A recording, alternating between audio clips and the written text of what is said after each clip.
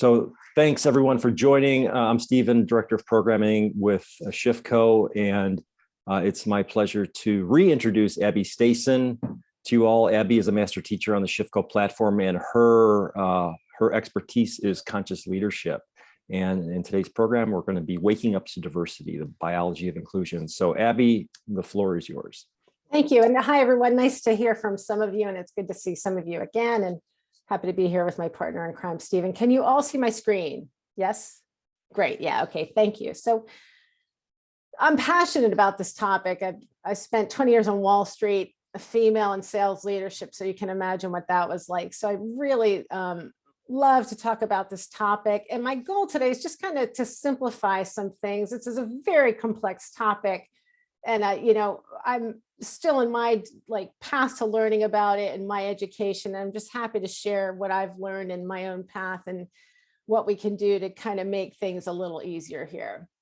So we have lots of challenges we're faced with in this day and age. I mean, with the Ukraine war going on, the supply chain, and an information age in this modern world, really cooperating and collaboration is the skill of our ages. And, to be inclusive and to invite diversity is a precursor really to effective collaboration.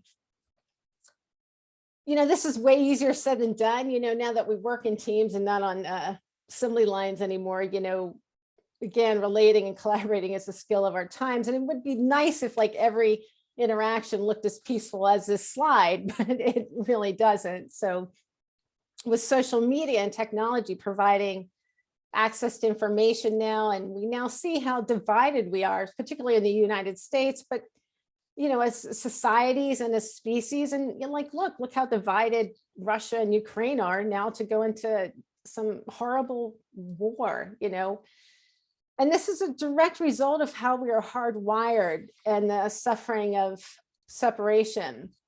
And this is where conscious leadership really comes in and is timely and relevant. I mean, it always is, but being awake and conscious means that I have awareness along with how my impact on the world, my impact on you and my impact on the world in general.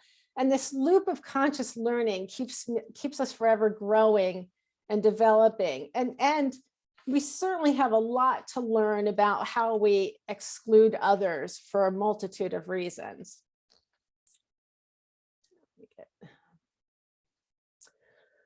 So how to recognize a conscious leader? There's lots of ways, but one, they're awake to themselves. And conscious leaders aren't tone deaf to what's happening around them in society and on the planet.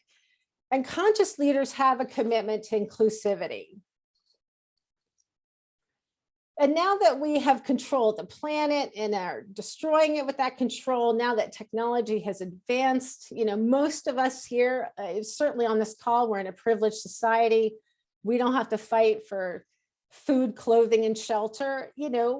All of our individual needs are taken care of. So there's space for something else now. There's actually time and space for us to focus on our individual and collective arrested development, actually. And this means, learning how we exclude others. And if you I show this slide every time, but Stephen knows me, I'm a very rubber meets the road type of person. We can talk about inclusion or being inclusive, but what does that mean? And for me, it means moving out of buzzwords and, moving beyond conditioning. And navigating the human condition takes skill and practice. And diversity inclusion, this topic, it's a hot topic. It's relevant. It can be overwhelming, and typically we want to make things really complex. Well, this topic is already complex enough. And surprisingly, the cause of exclusion is really quite simple. And it's the social implications that make it so radioactive, if you will, because we don't know enough about why we exclude others. We end up finger pointing, blaming and shaming, and getting into arguments about it. And, I don't mean to belittle the topic. It's a really radioactively charged topic, and we have a lot to learn. But really, blaming and shaming and drama doesn't support us in moving past exclusion and into inclusion. Well, so what can we do about that? So, and what does it mean to embody, diversity and inclusion? So my goal here is just to kind of diffuse some of the radioactivity of the topic. And it starts with education. And this is what I've done. I've really started to, first of all, in my days on Wall Street as a female on Wall Street, I was discriminated against. It was the context at the time. But I started to think, okay, well, what can I do? Aside from teaching companies and leaders and all that, it really starts with each of us, in my opinion. And I'm here to share my own journey and my own learning about this entire topic. So we'll cover a couple of topics today: bias and stereotyping, and this phenomenon called us versus them. So let's start by addressing a myth of this topic. You've heard the phrase, "we are not born to hate." This is absolutely spot on. The myth, though, is that our actions are born from hate, when actually we are born to survive. From the minute we are born, this organism here, this body, this little person growing into a big person, its nervous system, its sole purpose is to survive. So right away, it's scanning the environment for friend or foe. So why is this important? Well, think about it. To hate something means that I have to be conscious enough to engage with it, taste it, try it out, be aware of it, and then to decide if I have a strong dislike for it or not. So how can I hate something that I haven't tried? Or how can I hate someone I don't know? Because basically that's what happens. Well, really, you can't. Like, if I don't know someone, I can't decide if I hate them or not. So exclusion is born from fear, really, this caveman instinctual way in our effort to survive. And knowing this will help to simplify this very complex topic. Because simply every behavior is a biochemical event in support of survival. And when we're not conscious of that, we can't bring our behavior to bear and meet what has to happen. This is our opportunity to wake up. Surprisingly, and what's really cool in this day and age, we know a lot more about the way our brains and our neuroscience and our biology affect our behavior and actually lead to our behavior. So I find this absolutely exciting. And this is just going to get stronger and stronger. I just finished another book that talks about brain waves and behavior. So exclusion is born from unconscious fear. And once we know this, we can start to check out, well, what is happening in my brain, in my body around excluding others. So let's start with bias and stereotyping. So first of all, everyone has implicit biases and everyone's stereotypes. Our brains are wired for this. If we didn't stereotype and put people into categories, we wouldn't be able to get through our day to day. In fact, life would probably be pretty dangerous. We wear uniforms a lot of the time to sort ourselves into categories, because that's what the brain does. The slide is a fun one. Sports is a great example, right? So we can see the football player, basketball player, soccer player, et cetera, volleyball player. It's easy to distinguish which each of these people do in terms of their sport. And you can think of doctors wearing white coats and hospital scrubs, right? It's easy to recognize: stethoscope, white jacket, doctor.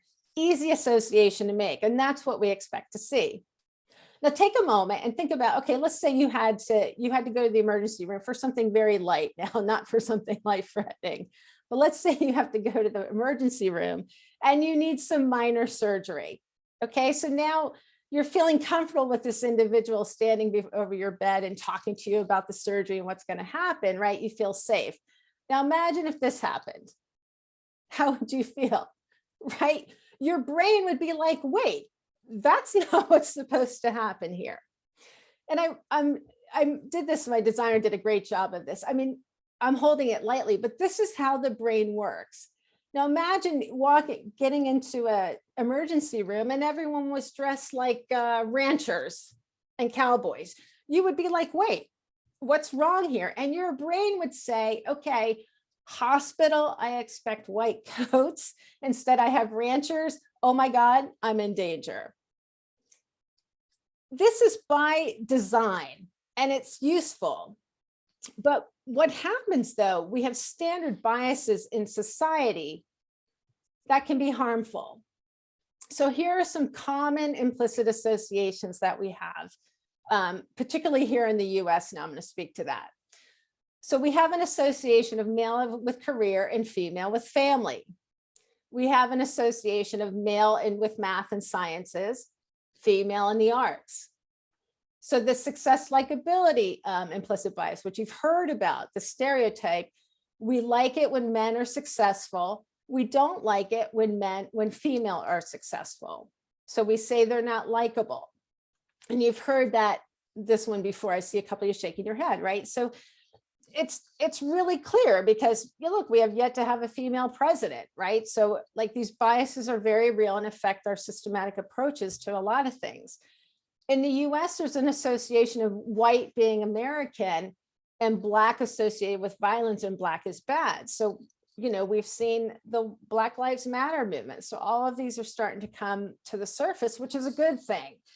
And this is where we get really rattled by it and start to blame and point fingers. If we can just expose it and learn more about these associations we make in our brain, the better off we'll be. There's an association with Asians being good at math, right? So if you saw Andrew Yang during the 2016 election, he had a math pin that he wore and trying to break that association that Asians are only good at math. And so like, here's the biology and neuroscience. We see someone, our brains see someone, we put them into a category, then we expect them to behave in alignment with that category based on these societal implicit associations. So for instance, we see a male engineer, right? We expect engineers to be men. In fact, I was on an advisory board of a small startup when I was out in California, and I was out to lunch with the founder and another female. The founder was male. And we started having a discussion, and he said it like the truth. He's like, well, engineers are men. Like that's the truth, right? He's a well-intended individual, right? But this is the association it is, well, men are engineers. So he was unconscious about it. So here's where it gets sticky, is that when we have a discussion about it, he wasn't open to learning about it. So that's where we get in trouble. So it's okay to expose this, but when we're not willing to learn, okay, am I stereotyping? Because I know I am, because that's what my brain does. Then it gets tough to deal with. And frankly, I moved away. I decided not to be an advisor on his company anymore because of this. And I wasn't rude to him or anything, but I said, look, I really want you to take a look at this. And if you're not willing to, I can't be on your board. And here's what happens in the brain. We expect engineers to be men. So when our brains, when it doesn't match up, our brains can go into a fear response. So it's this simple. And I am simplifying this. All of this depends on what you were exposed to or in your lifetime, how much interaction you've had with different groups, your experiences. Have you had trauma? Have you not? Where were you raised? So there's a lot of factors here. And simply stated, if something happens, if there's a female engineer, my brain is going to say, if I'm not awake to myself, it's going to say, wait a minute, men are engineers. Who's this person? And the brain says, foe, danger. Another example, we in the US here, and actually around the world, this is true. We like CEOs and leaders to have square white faces. So that's what we associate with CEOs and senior leaders. This goes back to the success likability bias. So that when we see a female CEO in her power, then we don't know what to do. And the brain goes into a fear response. And then this is where mansplaining comes out and some other behaviors. And again, it's easy to judge all this as good or bad, but if you can get away from judgment and start to have a discussion, and particularly notice yourself when you get uncomfortable in your brain, and just like you can feel the discomfort that happens, then you can start to wake up yourself and see if you're stereotyping. You know, another assumption is, I'm in the southeastern US, I'm in North Carolina. So in the Southeast, you know, marriage is parents are female, male, and the same race. This is another typical implicit association. So when we don't see that, the brain goes into fear. And I was just talking to a friend of mine an hour and a half ago, and she knows someone who has a friend of hers who is gay and had kids, and he was threatened with a gun because he's gay. So you can see that it's easy to judge that as bad, but that's the brain at work. Okay, there's not the female male parent with kids. Here it is, two men together with kids. What? This is not what family, the brain says, this is not what family is to me and what I've been taught and what's wired in my brain. So therefore there must be danger. So I should go on the attack or protect myself. So the first key takeaway here, the first thing that you can do, I'm all about like, what can we do to add to this, right? And not add to inclusion, is one, to start recognizing what are any biases you have and how do you stereotype? This is the first thing you can do. You know, do you stereotype women or men, anyone or anything in any kind of way that could be harmful to the collaboration, to the cooperation, and just to moving towards inclusion rather than away from it? This isn't always fun to see, right? So this is where it gets a little tough. And I'll give you an example. So I happened to be in Mill Valley, California, a very white, in fact, 97% white and wealthy, okay? So I went to the UPS store, and I had been studying this, and I actually learned about my own biases, and I'll talk about that in a second. You can actually take a test to see what your biases are. And like most people, I have a bias for white skin. Okay, that's pretty, I was born and raised in New Jersey, white town. So I wasn't surprised by that. Did I like it? No, but okay. So it's something to pay attention to. So I had to fax something, of all things, back then. My goodness, we were still faxing. And this was actually just 4 years ago. So anyway, the faxing thing. So I had to fax something. So I went to a UPS store, so I went to a UPS store, and I open the door and walk in, and there's two guys who are Black behind the counter. And right away, my brain said, what are they doing here? And I caught it just like that. I'm like, there it is, right? It's like store managers should be white. So just like that, I caught it. And I didn't beat myself up. I didn't criticize myself. I said, okay. So I actually was like, look, I could feel my brain, and my body going kind of like that. It's a very mild fear response. I just took a breath and I said, these are two very fine gentlemen. I looked them in the eye. I said, hello, and it passed just like that. So that's how you can interrupt the bias, is start to recognize what are my biases and how do I stereotype. So let's go back for a second. On that too, in my book, Evolution Revolution, there's a whole set of things that you can do, steps that you can take. But with regards to stereotype and biases, you can take what's called the IAT test, the implicit association test. You can Google that. You can Google implicit association test.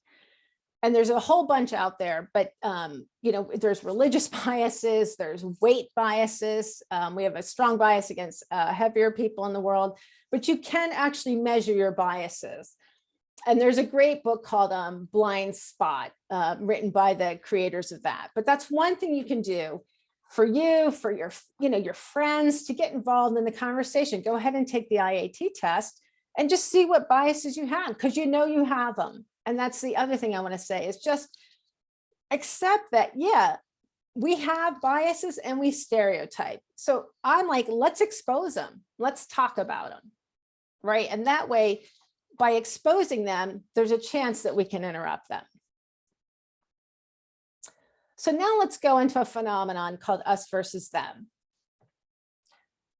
This is really prevalent too, and has to do with the wiring in our brains also. So again, when going back to stereotyping, so when we see someone, this is what the brain does. So the brain sees someone, right? Puts them in a category and then assigns them the behaviors with that category. So I see white male in a work environment. It's okay to be CEO. I expect that white male to act like a CEO. So when I see a female CEO, I get scared. My brain doesn't know what to do with it. So that's, again, what happens. So a sympathetic nervous system response really kicks in. And depending on where you are, it'll kick in either light or intensely. And actually, there's another great book called Whistling Vivaldi. So this Black gentleman was in New York City. I think it was New York City, but a major city in the US. And he would walk around whistling Vivaldi because the association with Black people is like rap music or whatever, and not classical music. So that would make people around him relax. But basically what we do in this brain categorization, it's like we see someone, put them in a category, and if they behave in association the way we think with those behaviors, then we're comfortable. And anyone in this category is either an us or a them. So the second thing we do is sort people into an us or them, friend or foe. You've heard of that before. And this is where it's all biological and neuroscience. So we see someone and we put them into a category of us versus them.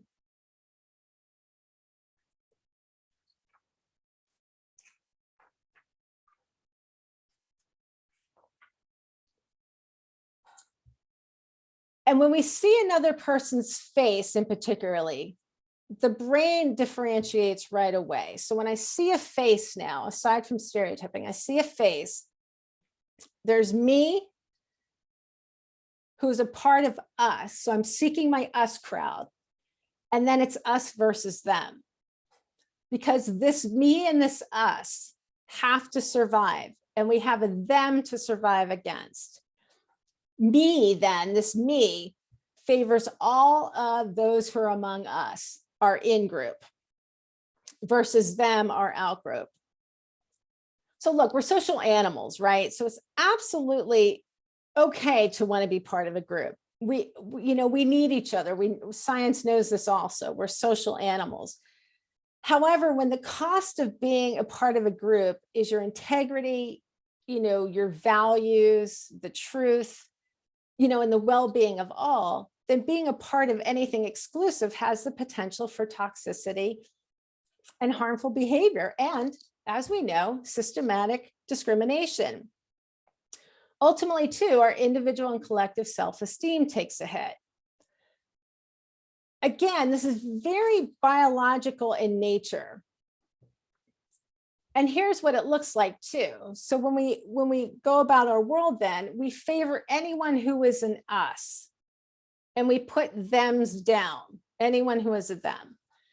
We more easily forgive us's, and are harder on thems. We tolerate us, so we look for confirmation bias to support any behavior by an us, and we ignore them. We view us's as good. Anyone in my group, in my in-group, is good, and anyone in them is just downright evil. I mean, we give more resources to us's, right? We channel resources to anyone like us, and we don't give it to them. When we meet people, we're automatically more open to us's and are closed off to them. And then, as we've seen this in the workforce, we hire us's, people like us, and we don't hire them. We really let our guard down around us's and not around them's. So the next key takeaway is you can start to watch, like, how do I fall into the us them paradigm? How can I see everyone as myself and see beyond the surface of someone? And in the day-to-day, this is really practical, and really step away from judging. So I'm here in North Carolina, on the East Coast of North Carolina, in a small town called Beaufort.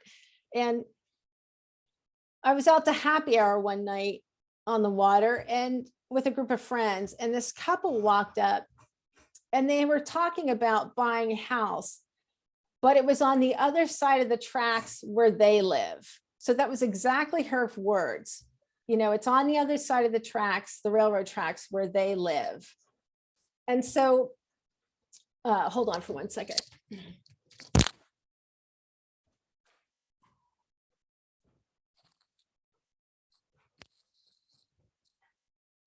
Thanks for that. They're pressure washing my window, and I have my window open for fresh air. So back to happy hour. This person, she didn't realize she was saying it, but that's an immediate us and them. We are on this side of the tracks, and they're on the other side of the tracks.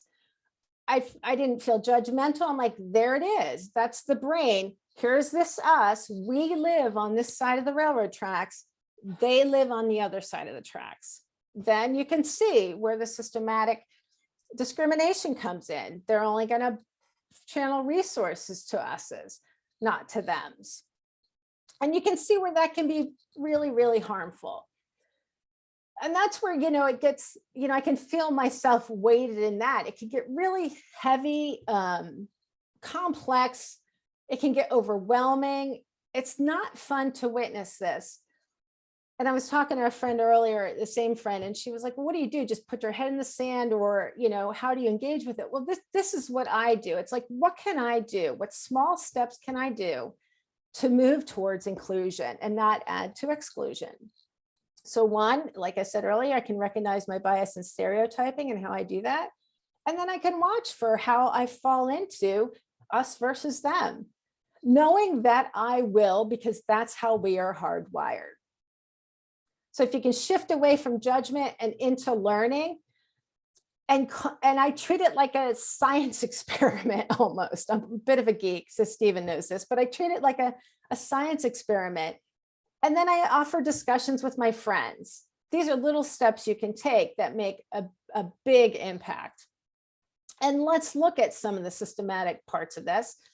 So us theming, you've seen this. Take any religion against another religion. Christianity versus Buddhism. Pick two religions, any of it. There's us and there's them. Conservative, liberal, right? Republican, Democrat. Another way that we're divided, us versus them. Male, female, black, white, rich and poor. This is a big one, right? There's a lot of inequality. So we're rich, they're poor, or we're poor, they're rich, whatever. Gay, straight is another one. I talked about that in marriages.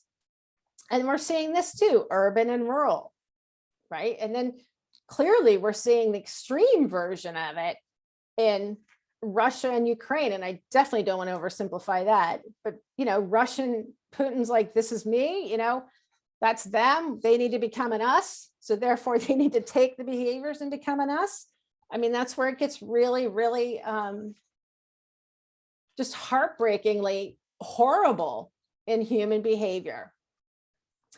And then in the workforce, I've seen this at the workforce. I spent years on Wall Street. It was always the financial advisors, the brokers versus compliance. It's an us them, or sales versus compliance. Right? Stephen's shaking his head. He knows that, right? It's like, front office, back office, name it. And so I see this in tech, engineers and designers. I had a couple of engineers I was coaching, and they're very talented. So they can code, but they also can design.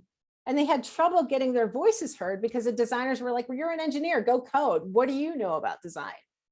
The sales operations dichotomy. There's the academics and business leaders. Well, I'm an academic, you're a business leader. There's upper management, middle management. There's the culture fit, non-culture fit, right? You don't fit us, you don't fit our culture. extroverts, introverts, right? Or yeah, an introvert like me, be one of me, right? Be more like me. And then there's, change agents and stabilizers. So you can basically take any group and it forms an us versus them. And our context can change that also. We could be an us in one group and an them with someone else in another group. I remember reading a book by a prominent biologist, and he was saying that, he was at Stanford actually, and he was saying that at campus, he would talk to a janitor and he would call him, his name was Robert Sapolsky, and he would call him Mr. Sapolsky, Dr. Sapolsky actually, on campus, but then they played soccer together and Dr. Sapolsky was horrible at soccer, but out there, the janitor would call him Bob and they went by first names. So see how these dynamics change. And again, I don't want to oversimplify this, but these are ways that we can really start to be more inclusive as individuals. And then if we just spread this in our families and conversations or when we're at happy hour, we don't have to be analyzing everything at every moment, but these discussions then can start to educate us to be more inclusive. And we can't solve this issue overnight. We try to go directly to solving the issue. This is a quite complex issue spanning over, diversity, inclusion, and exclusion spans over centuries. I mean, it won't be fixed with a flip of a switch, if you will. But I feel like each of us, and what I've done is take responsibility for my part and how I add to or take away from inclusion. And by knowing how I'm hardwired, I can drop all the guilt, that comes with, I'm a privileged white person. Let's say that, right? I'm a privileged white person. So we can drop the guilt, the blame and shame and get really curious. And frankly, start to support underprivileged groups like some people on the call on this webinar are doing.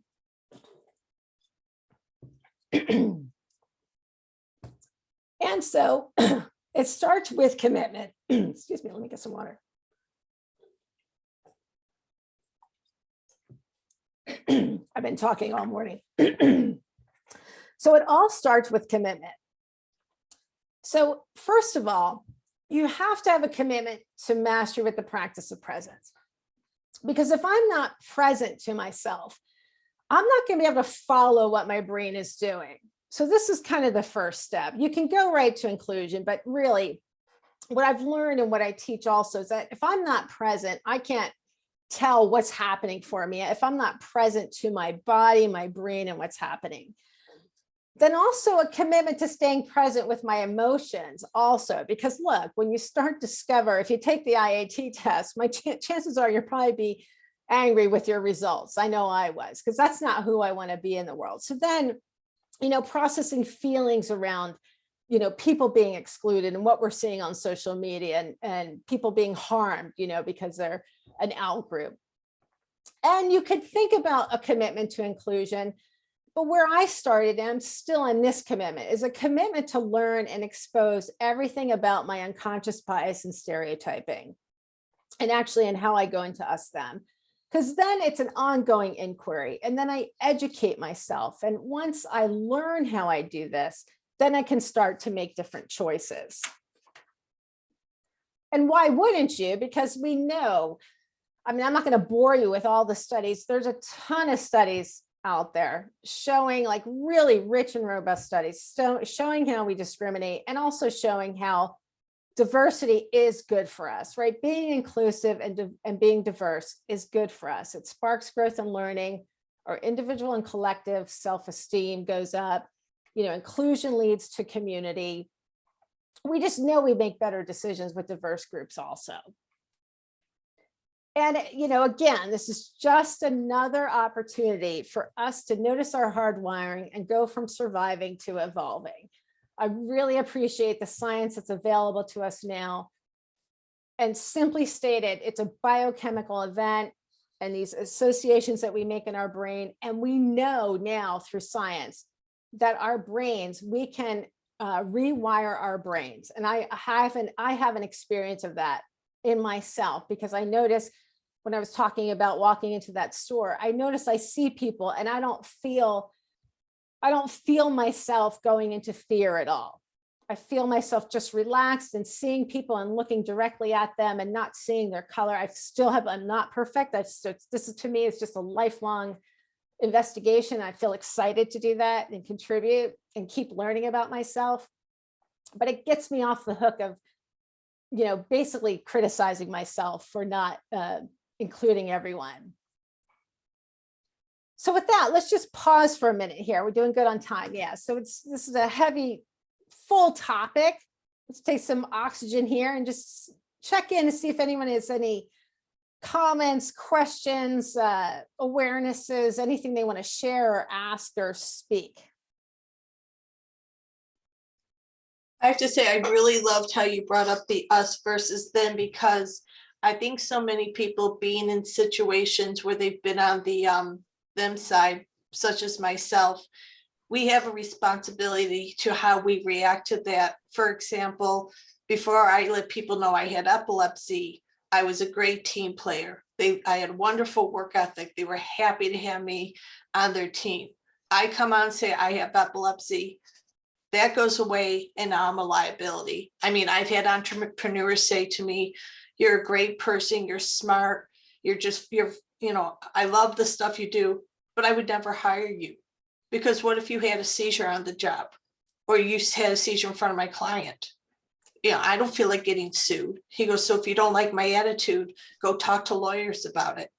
Now I could easily get angry with them, but the way I look at it is, okay, that's due to lack of education. Mm-hmm. And you just made a case for my work. So thank you for doing that for me, because it's so easy to point fingers and go, well, you don't understand what I'm going through.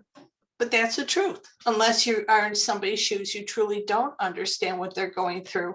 So what I try to do within my work is take that negative experience or criticism and say, okay, let's turn it around. And I said to the entrepreneurs, 3.4 million people have epilepsy and 70% can control their seizures, but many of them are not in the workforce due to the lack of education and ableism. I go, now take that away and put those people into the workforce.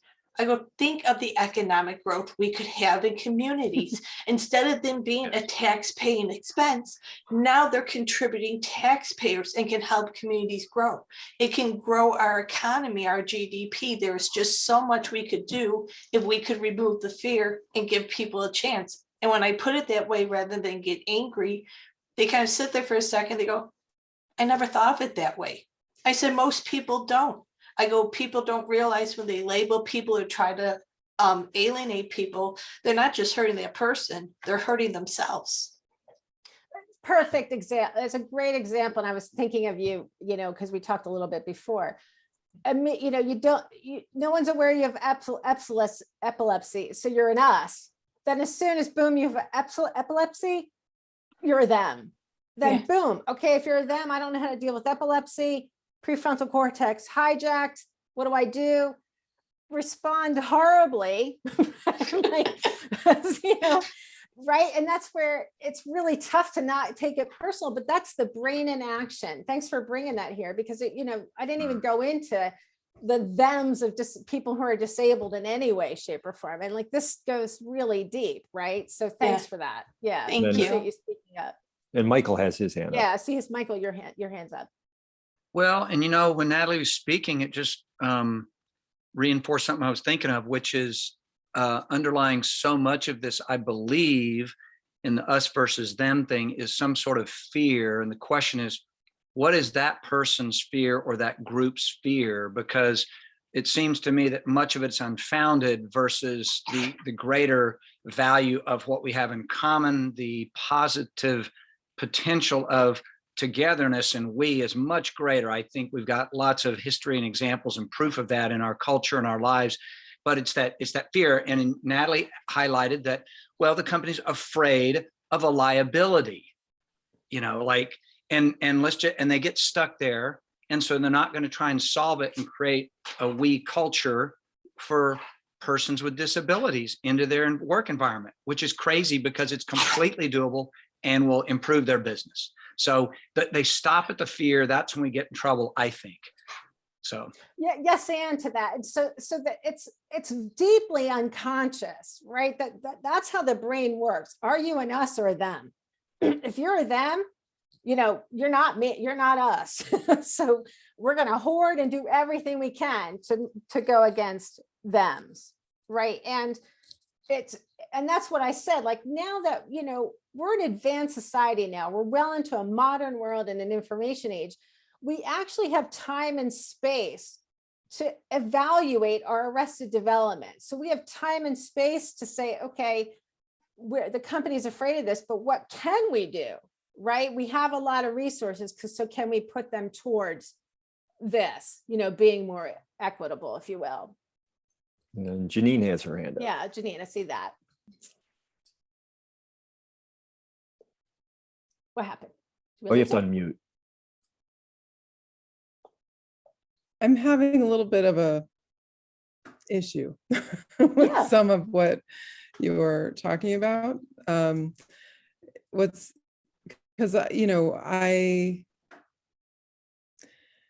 I was very aware of us versus them at a very young age, because I was like the outlier. I was when I lived in California, I was not Mexican, and white people knew that I wasn't white, or white enough for them. And I think it's funny, I only was accepted by Black people. And so I would say that the us versus them issue is something that I feel on some level, like the awareness of it, it's like something that white people are focusing on right now. And then I think about, well, historically, the us versus them has benefited white people for so long. Yes. And it's so entrenched in our society that I don't really, and I really do appreciate the fact, I mean, my mother, who is white, has been told by Black people she's Blacker than my father. So I would say that it's like an exercise that doesn't necessarily change anything. And I'm going to be doing a DEI presentation that's like 3 hours for a colleague's set of employees at their retreat. And it's all white women and living in the South. And I think what I'm coming away from this is that obviously we just have an hour, so it's just a surface of it, but because it's so entrenched in our society, it's so deeply in there. And I do appreciate what you're saying, is that you have to catch yourself and notice things and be present and be aware of your responses. But it's more than that. It's like all these people want to be allies, but I almost feel like maybe they could be co-conspirators. It's like the person who would step in front of you to take a bullet. It's more than that. So I'm sorry, I'm like not very articulate at this moment, but I'm thinking about it. I'm listening to what you're saying, and it feels, and you said it yourself, I mean, you're a white woman who has privilege, and that is what it leaves me with, like, okay, so then those of us who identify as people of color, we've been doing this for a long time because it's in our face all the time. So that's all I have to say, really. I mean, that's my comment. Yeah, thank you. Thank you for speaking up. That's what I welcome. And yes, and to everything you said. This is a, 50-minute webinar. My opinion is none of us can let up on this, right? So we have to take, and like you said, I feel angry just hearing your experience. Like, I feel sad for you. And all I can do is continue to educate myself and take action towards inclusion so that I'm not doing us, them. I can watch my brain stereotyping and a whole host of other things. So this is just one drop in a very large ocean of a topic. So I appreciate you speaking up. And yes, more action needs to happen, in my opinion. And I'm an advocate for that. So thank you. And I appreciate you speaking up here. And then we got Michelle and then Admira both had their hands up. Michelle, I think, was first.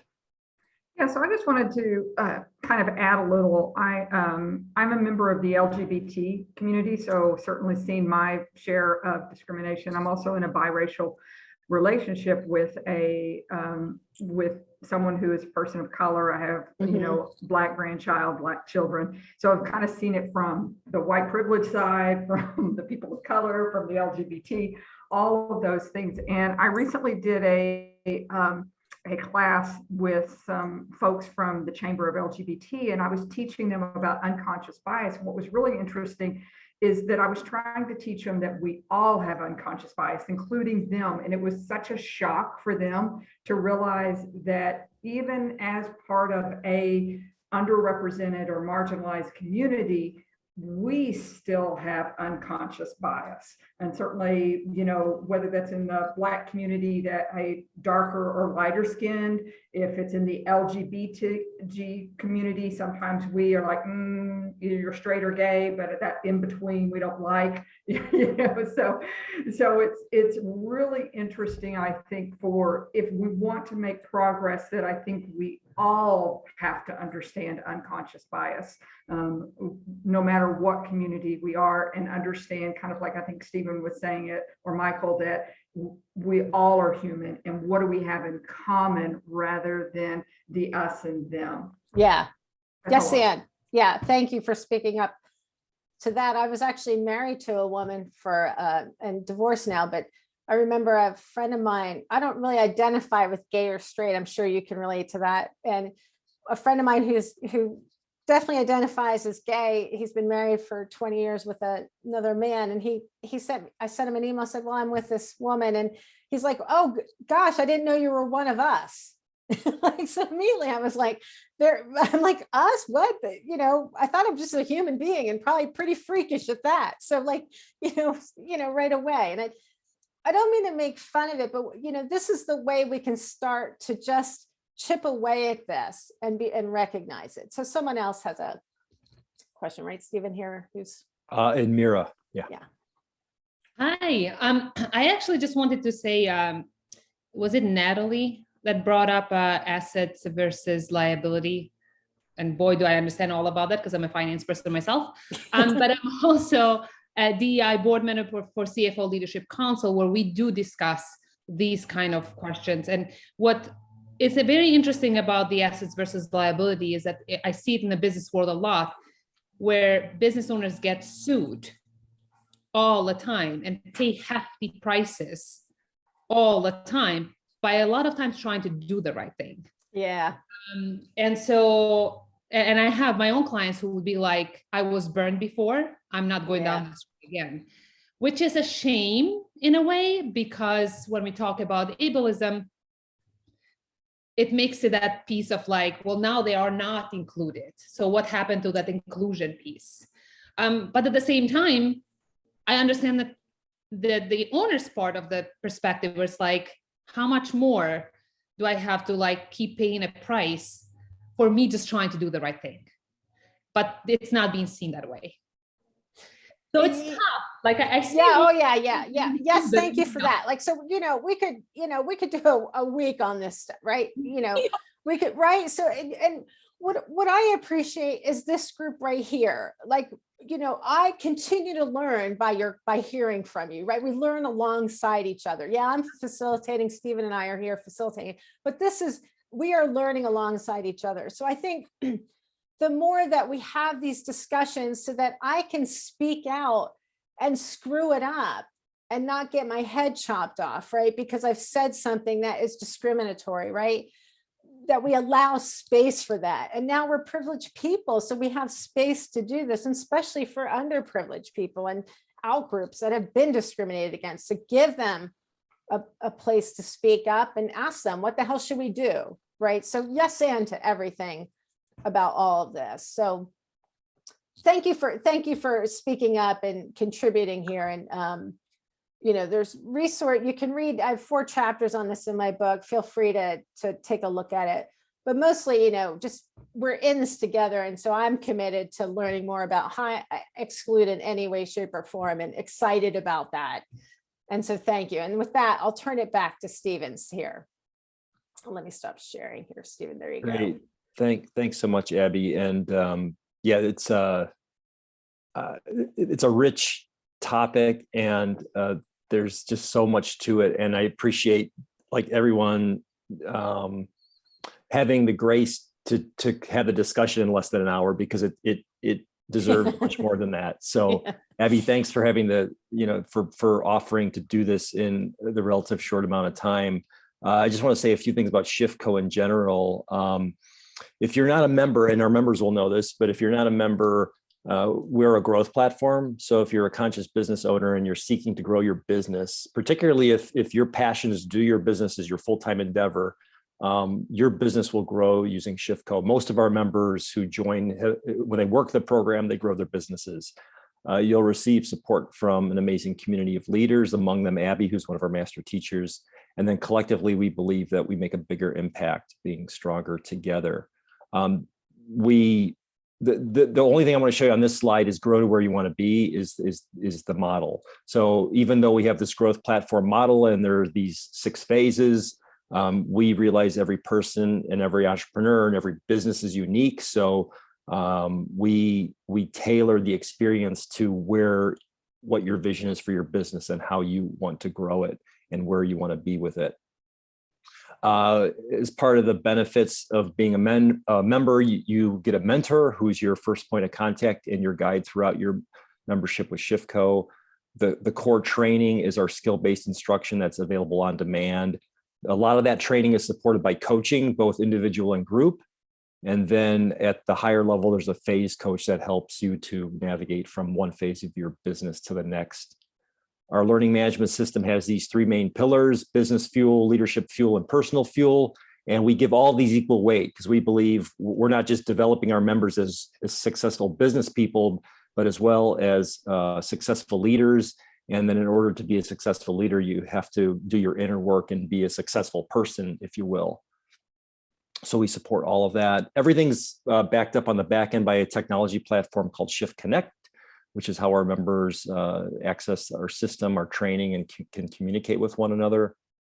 And then these are the membership fees based on what phase your business is in. So it's based on revenue. So if you're a startup or under 30K a month, you're going to pay $195. And then as your business grows, those membership rates go up. We intentionally keep the membership rates fairly low so that you've got income to do other programs that we may not offer. We're not looking to say it's $10,000 a year, for instance, because then it taps you out of resources to pursue other things that might be helpful to your business. So it is time to grow. If you're moved by ShiftCo and you're interested in learning more, I'm happy to take a quick question in the minute we have left. So just let me open it up really briefly if you've got a question about the platform.